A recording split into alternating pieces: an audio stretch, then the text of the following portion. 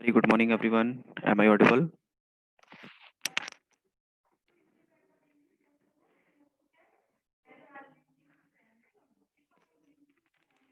Okay, thank you, Rishabh, Deepak.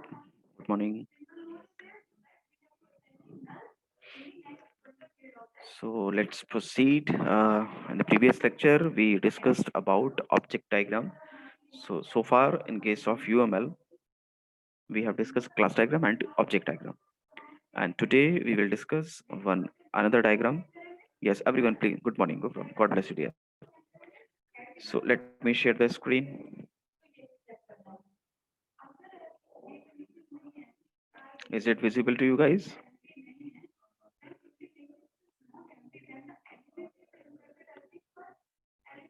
Just let me know. Is it okay? Thank you. Thank you. अच्छा आज energy level अच्छा लग रहा है great good to see so in today's lecture we will discuss about what is exactly activity diagram and how to draw this particular diagram. Okay, so let's focus over here. Activity diagram is another important diagram in UML to describe the dynamic aspects of the system. अभी तक अगर आपको याद हो तो in case of class and object diagram we discuss about these two diagrams are going to represent or depict or describe the static aspects. Okay, but from this particular diagram we can say this diagram is used to represent the dynamic aspect of the system. Okay, activity diagram is basically a flow chart to represent the flow from one activity to another activity. Simply flow chart ही है, लेकिन थोड़ा सा difference क्या आ जाता है कि यहाँ पर हम एक्टिविटी के साइंस में फ्लो चार्ट बताते हैं. ओके, वहां पर जैसे नॉर्मल फ्लो चार्ट में होता था ऑलमोस्ट वही है, लेकिन यहाँ किसी स्पेसिफिक केस की हम बात करेंगे और वो क्या होगा, वो एक एक्टिविटी से दूसरी एक्टिविटी में कैसे फ्लो जा रहा है, how the data is being transferred, information is being transferred, that we are supposed to mention from activity to activity. The activity can be described as an operation of the system.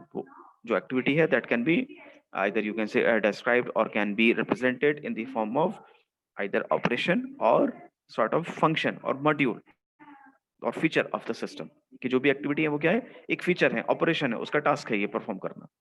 उस level पर हम इसको identify करेंगे, define करेंगे. The control flow is drawn from one operation to another operation. That simply means from one activity to another activity. This flow can be sequential, branched, or even concurrent.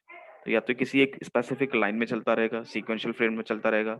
Branch that means a particular activity may have various sub activities in a hierarchical form, so that can be also mentioned over here. That means it is branched activities. और even concurrent यानी कि parallel fashion में more than one activities are being executed in parallel. So that is what concurrent activities. So now have a look on various activity diagram notations. First of all, just have a note on initial state or also known as start point. A small filled circle followed by an arrow represents the initial action state or the start point for any activity diagram. तो जो भी activity diagram की हम starting करेंगे वो कैसे करेंगे, अ field circle. एक सर्किल होगा that should be filled. so that means it is the initiation of your activity diagram कि यहाँ से अब activities start होंगी and it can be represented through this notation. कि देखिए एक फिल्ड सर्किल है और कुछ एक एरो बना हुआ, तो दैट मीन्स अब यहाँ से इसके बाद जो भी आगे हम यहाँ पर मेंशन करेंगे एक्टिविटी, दैट मीन्स स्टार्ट की ये स्टार्ट हो गई और पहली एक्टिविटी ये वाली है. So this is like start point or initial state of the activity diagram. If something is being started, then definitely it will be ended as well. So the next notation is for either final state or end point. An arrow pointing to filled circle nested inside another circle represents the final action state. ये कैसे represent होगा, like this. देखिए अब यहाँ पर difference क्या है कि दो सर्किल हैं. outer circle is empty, inner circle is filled. What? This is end point symbol. So my suggestion is कि अगर आप लोग नोटपैड लेकर के बैठे होंगे नोटबुक, तो उस पर ये बस हेडिंग डाल दीजिए, स्टार्ट पॉइंट, एंड पॉइंट, और उनके सिंबल नोट करते चले जाइए जल्दी से. Giving half minute to you guys.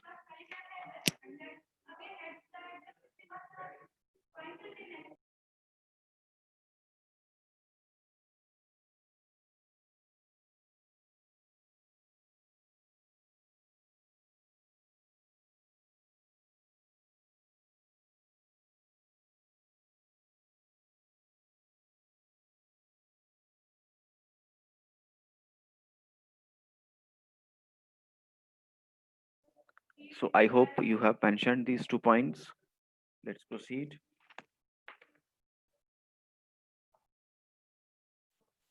Next is how to represent an activity or action state. An action state represents the non-interruptible action of objects. कि जो ऐसा एक्शन किसी पर्टिकुलर ऑब्जेक्ट का जो इंटरप्ट नहीं हो रहा है किसी चीज से. That means it is an activity. We can draw an action state using a rectangle with rounded corners. देखिए रेक्टेंगल तो बनेगा लेकिन इसके कॉर्नर्स क्या होंगे? राउंडेड होंगे. Like this one. Look at this. This is an activity. है ना? एक्टिविटी के बीच में जहाँ एक्टिविटी लिखा हुआ है उसका मतलब क्या है कि यहाँ पर उस एक्टिविटी का नेम लिख देंगे कि एक्टिविटी क्या है. फॉर एग्जाम्पल ऑनलाइन शॉपिंग के केस में order placing, payment, what ever the activity में भी. तो इसको भी जल्दी से ड्रॉ करते चलिए simultaneously. Mention is an activity और action state. Another one may be decision and branching. A diamond represents a decision with alternate paths. ये फ्लो चार्ट में आप लोगों ने देखा ही होगा. डायमंड शेप की हेल्प से हम क्या करते हैं? कंडीशन या डिसीजन स्टेटमेंट्स को आइडेंटिफाई करते थे. When an activity requires a decision prior to moving on the next activity, we are supposed to add a diamond between the two activities. है ना? इसमें फिर हम चेक करेंगे कि कौन सी वाली एक्टिविटी पर वो फोकस करेगा. एक कंडीशन दे दी. Now it has to check whether condition a, activity a और activity b. Okay. So it's notation is like this one. Decision symbol, diamond shape. जल्दी से नोट कर ले. Once again I am giving half minute to you. So इसकी theory मत लिखिएगा, सिर्फ name डालिए नोटेशन का and draw this image.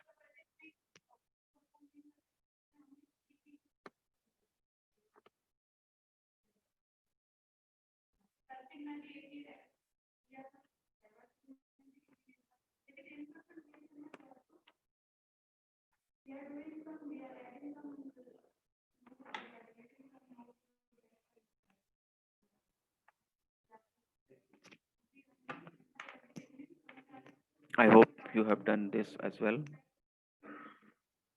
Let's proceed. Next one is very important, synchronization. A fork node is used. देखिए दो टर्म है यहाँ पर, fork unjoin.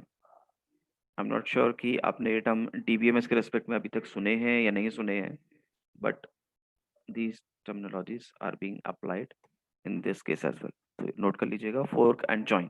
ठीक है. तो fork and join देखते हैं क्या होगा यहाँ पर with respect to activity diagram.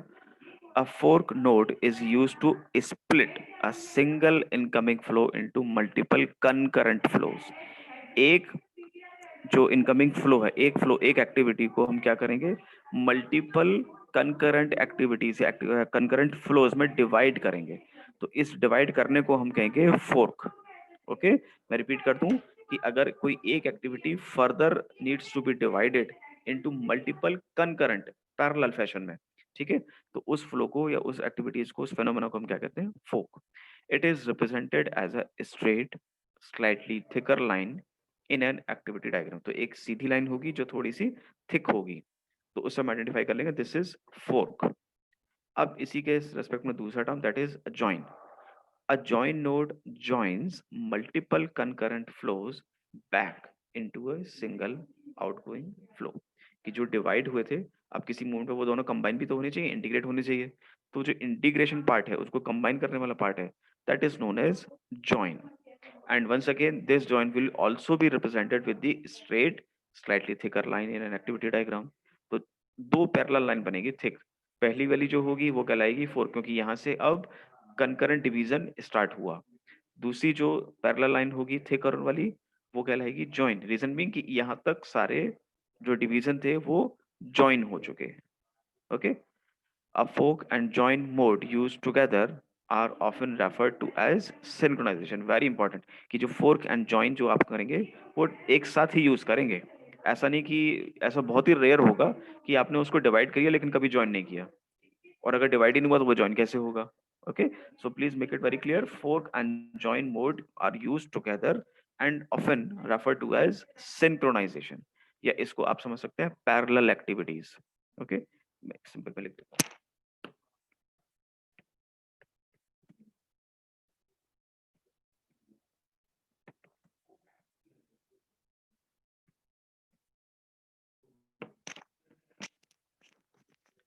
However, I have mentioned parallel activities or synchronization, लेकिन टेक्निकल जो नेम है that is synchronization. Parallel activities ये सिर्फ आप लोगों के पैटर्न अंडरस्टैंडिंग के लिए मैंने लिखा है. ओके, टेक्निकल नेम सिंक्रोनाइजेशन ही है. तो अगर कभी नोटेशन बाई चांस लिखने को आ जाए तो आप rather than mentioning parallel activities you are suppose to mention synchronization. आप इसका देखिए रिप्रेजेंट कैसे करेंगे इसको. Look at this. जरा बताइए ये केस क्लियर हो रहा है क्या सभी को. Synchronization what is fork what is join, जल्दी से बताएं मुझे.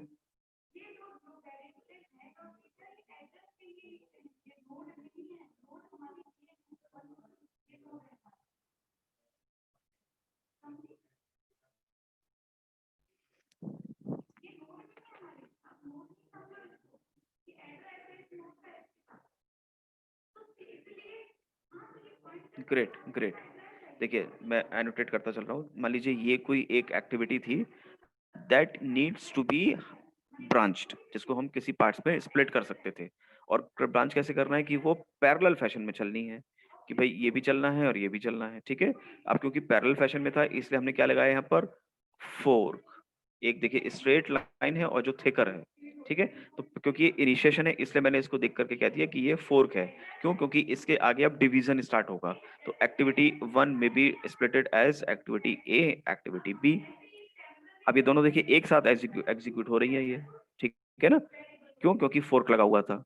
अब डेफिनेटली जब ये फोर्क है तो कहीं ना कहीं जाकर के तो ये सम अप होनी चाहिए, इंटीग्रेट होना चाहिए इनके रिजल्ट्स. और वो इंटीग्रेशन कहाँ हो रहा है, यहाँ पर. That is known as what, join. अब जो भी इनका cumulative result है that will be represented over here like this. तो जरा बताइए जिन्होंने अभी तक रेस्पॉन्ड नहीं किया था क्या ये क्लियर है उनको. Synchronisation,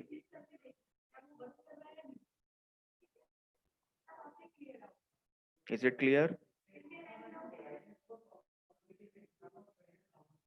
good, so let's proceed.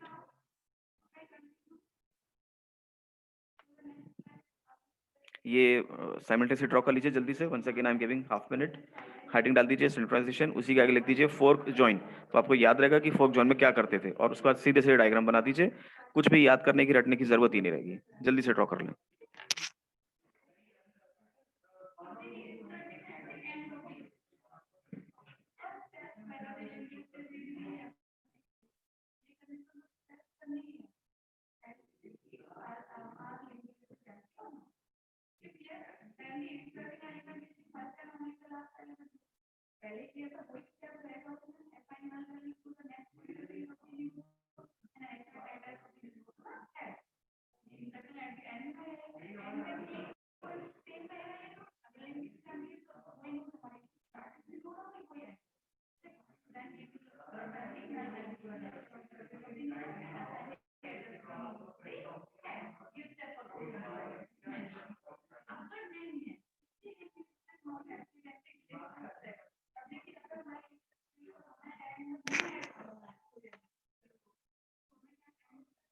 So I hope you have mentioned this synchronization and its diagram as well. Okay, Rishabh, noted. So let's take an example. As usual, I am taking the same example of online shopping system. अब तक दो diagram आप बना चुके हैं, class and object. ठीक है, तो आपको बेसिक आइडिया पता है कि एक ऑनलाइन शॉपिंग सिस्टम में हम यूजुअली क्या क्या करते हैं. तो उसी में अब देखिए हम जो बेसिक एक्टिविटीज हैं, मेजर एक्टिविटीज हैं. ऐसे तो देखिए बहुत सारी एक्टिविटीज होती होंगी. एक आपके सिलेक्शन से, मतलब आपने फ्लिपकार्ट पे कोई एक प्रोडक्ट ढूंढा, उसको पेमेंट किया, आपके पास पहुंचा. बहुत सारी एक्टिविटीज हैं, but we are going to focus only major activities. Okay, चलिए देखते हैं डायग्राम, इसका solution. Look at over here. एक मिनट के लिए मैं यहाँ रुकता हूँ, थॉरोली इस पूरे डायग्राम को देख लीजिए and then we will start its explanation. तो अभी इसको ड्रॉ मत कीजिए, ड्रॉ करने के लिए मैं एक्स्ट्रा टाइम दूंगा आप लोगों को। अभी इस पूरे डायग्राम को थॉरोली चेक कीजिए, देखते रहिए कि कहाँ कहाँ क्या क्या हो रहा है। Look at the arrow heads as well, okay, so that you will come to know what is the exactly flow.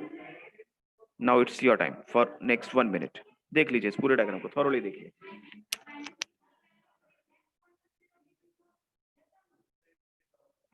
ये पहली वाली एक्टिविटी जो लिखा हुआ है शायद पढ़ने में नहीं आ रहा होगा, that is mention as search item, okay.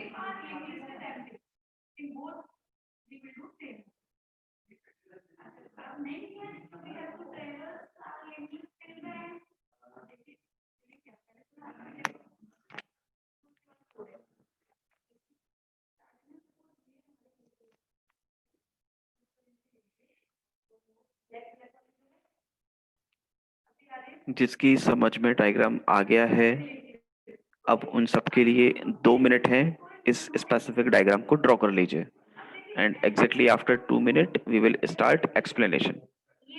Now it's time to draw this diagram.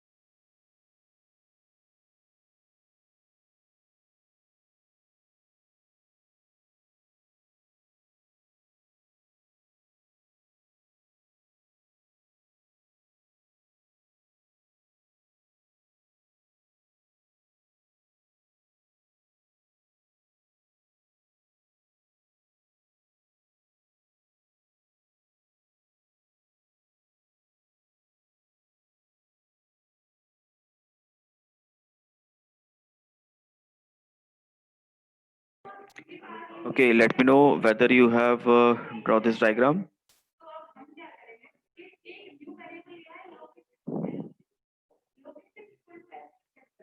क्या ये डायग्राम ड्रॉ कर लिया है सभी ने? Just respond.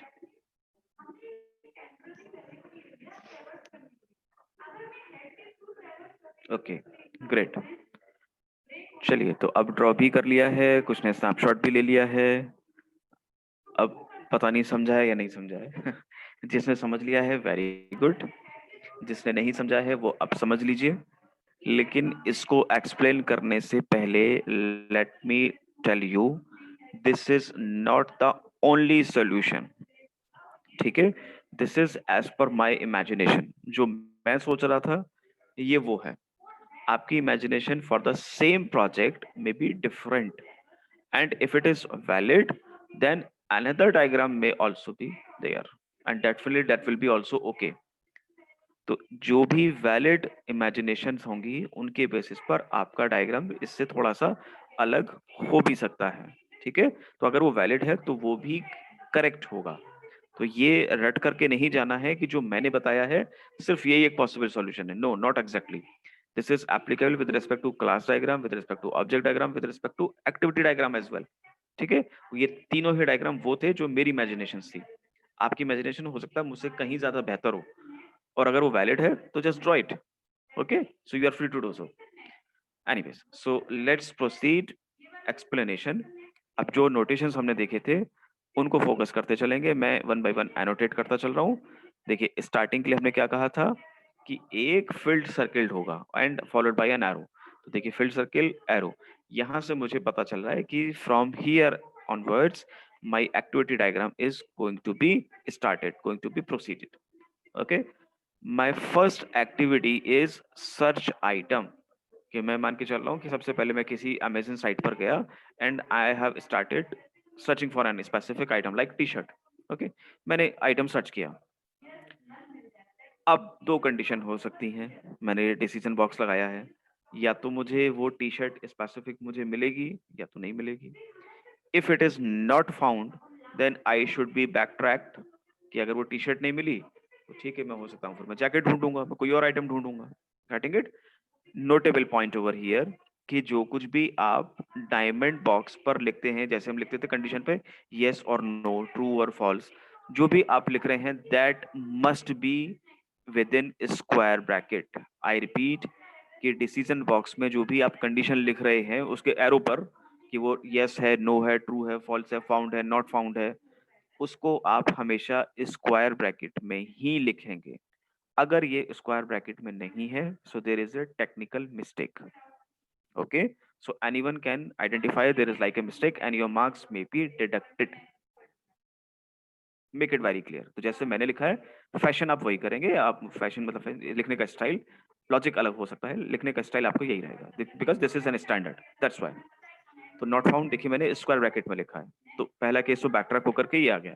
But if it is found like over here, देखिए इसको भी मैंने स्क्वायर ब्रैकेट में लिखा है। तो अब मैं मान के चलता हूँ कि जो टी शर्ट मैंने सर्च कर रहा था दैट इज फाउंड, वो मुझे मिल गई टी शर्ट।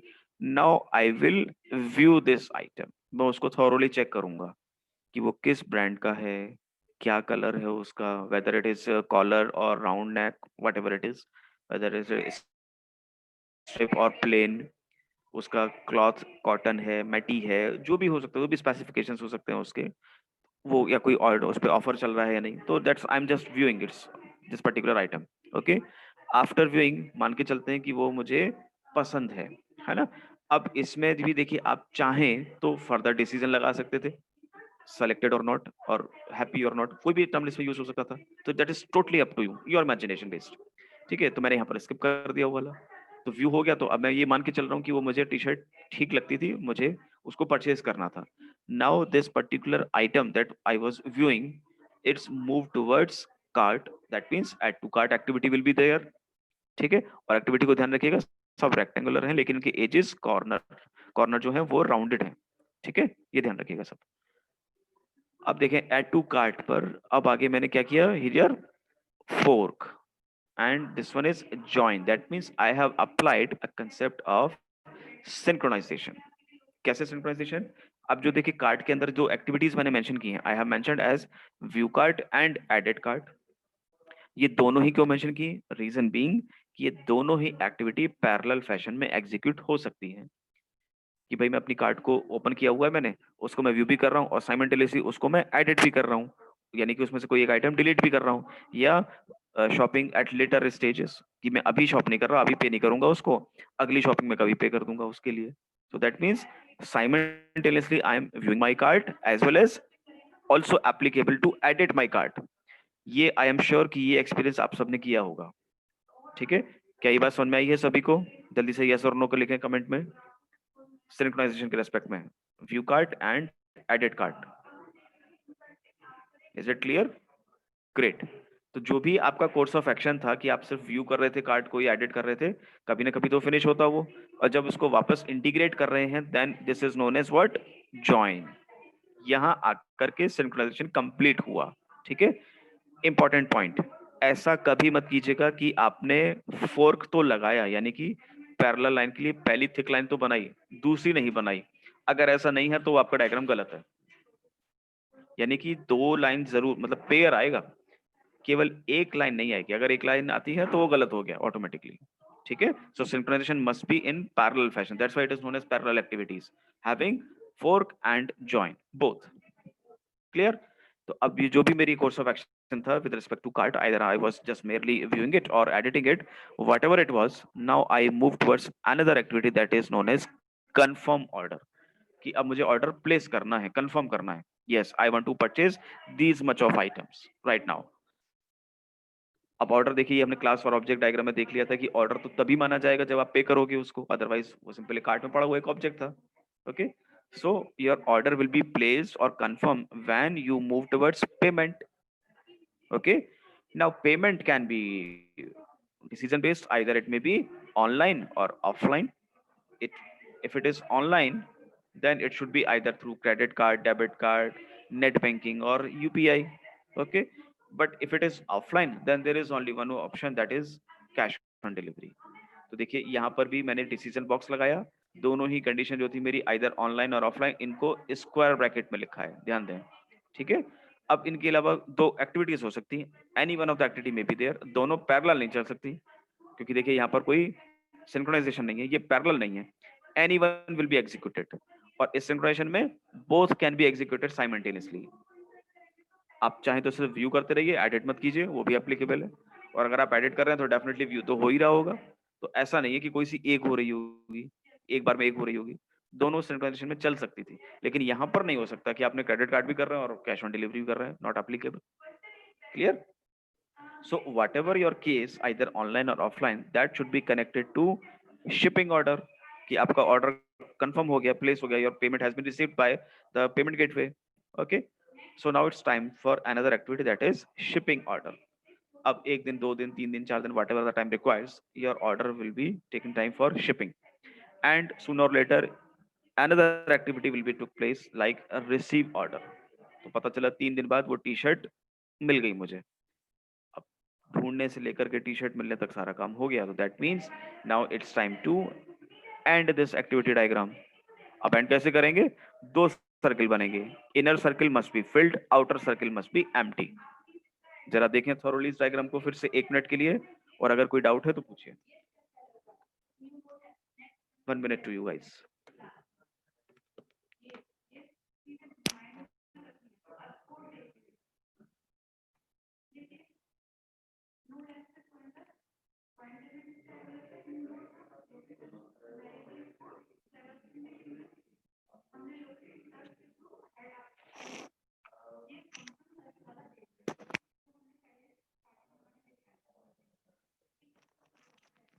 बिल्कुल कर सकते हैं। सृजन का क्वेश्चन है कि क्या इसमें हम रिटर्न, पिकअप और रिफंड, बिल्कुल कर सकते हो। तो ये तो मैंने आपको कहा ना कि ये तो सैंपल है, मैं इसलिए हमेशा सैंपल लिख रहा हूँ, ये नहीं कि सिर्फ यही फाइनल है। इट्स टोटली अप टू, अगर जो भी वैलिड इमेजिनेशन है वो सब सही है। ठीक है, तो हालांकि वो बड़ा कॉम्प्लेक्स हो जाता है कि वापस लौट करके फिर आपको दिखाना होता है कि वो उसके पास वापस वेयर हाउस में जा रहा है and you will get your refund likewise. So but if it is so, if you have to mention that do it, लेकिन उसको ये इंश्योर कर लीजिएगा कि पेमेंट वापस आ जाए उसका। ठीक है ना, otherwise it will be incompleted. Okay, but you can do सो।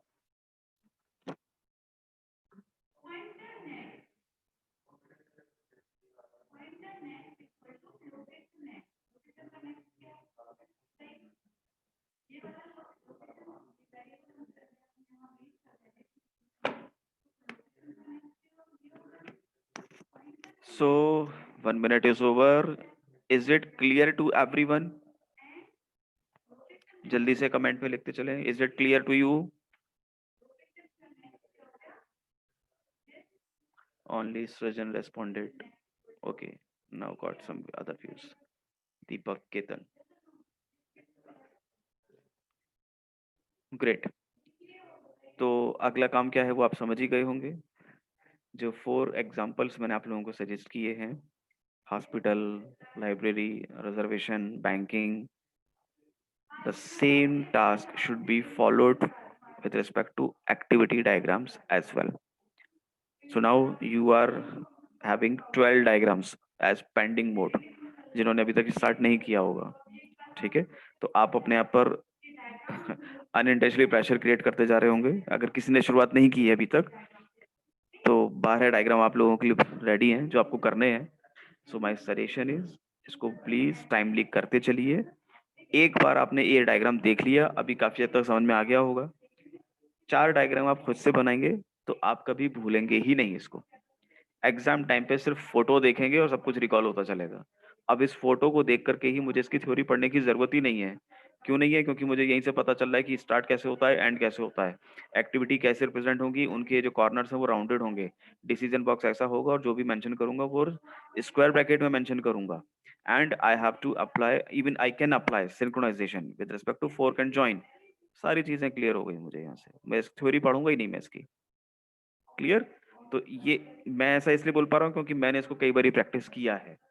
आप लोग आज पहली बार देख रहे हैं तो कल तक तो आधा तो भूल ही जाएंगे।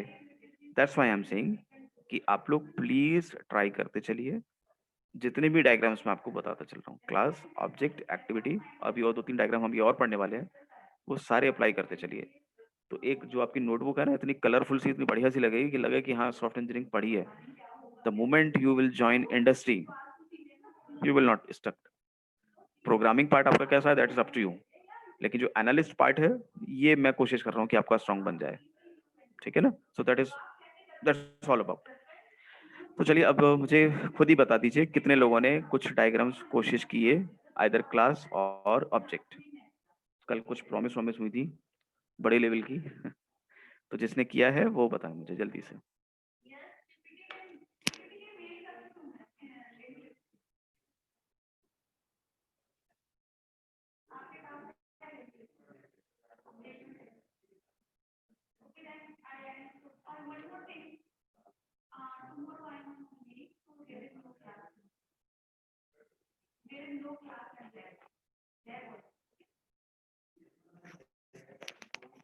दीपक जी, ऋषभ जी, कुछ हुआ क्या काम?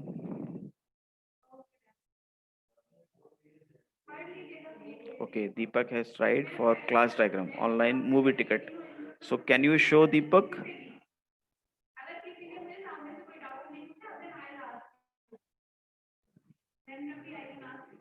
Deepak, can you show it?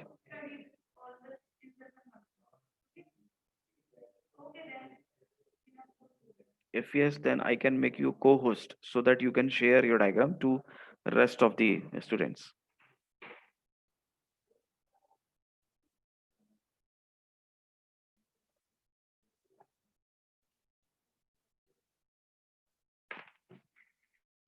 Deepak please मुझे बताएं कि क्या आप इसको, अच्छा आज मूवी नहीं दिखाओगे चलिए कोई बात नहीं। So this is all about from my side for today's lecture regarding activity diagram. In the next scheduled lecture of software engineering, we will discuss another diagram. Okay. So these are the as usual references from where I have taken this topic through books and even online as well.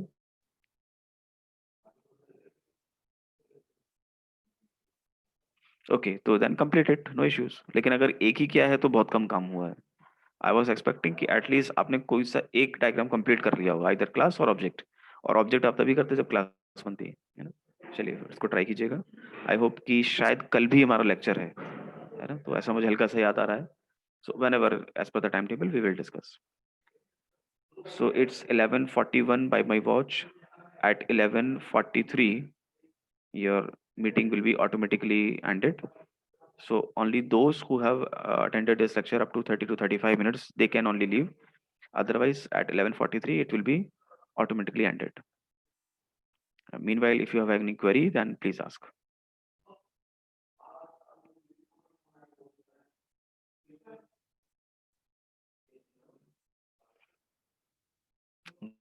God bless you, dear. Ketan, Deepak, everyone. Very good. Astha ji. तो क्या आप show कर पाएंगे क्या अपना diagram regarding banking, library and hospital? अगर ऐसा है तो आपको को होस्ट बनाते हैं अभी। Why only to me? आप चाहें तो यही काम खत्म कर देंगे, it's totally up to you.